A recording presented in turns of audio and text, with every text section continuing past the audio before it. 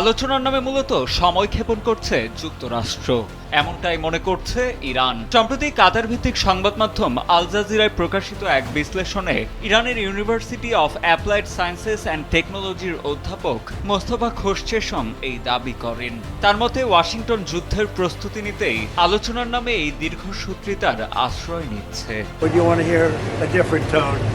অধ্যাপক খোরশেসম আল জাজিরাকে জানান, ওয়াশিংটনের পক্ষ থেকে যেসব শর্ত দেওয়া হচ্ছে তা অত্যন্ত অবাস্তব। তিনি মনে করেন, যুক্তরাষ্ট্র রণক্ষেত্রে যা অর্জন করতে ব্যর্থ হয়েছে, এখন আলোচনার টেবিলে বসেই তা হাসিল করতে চাইছে।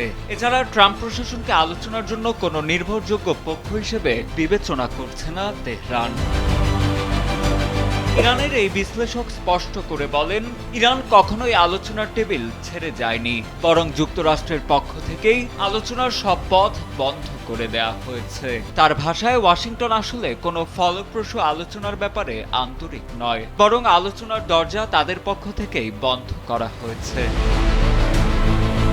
তবে কেবল আলোচনাই নয়, সম্ভাব্য যে কোনো সংঘাতের জন্য প্রস্তুত রয়েছে তেহরান।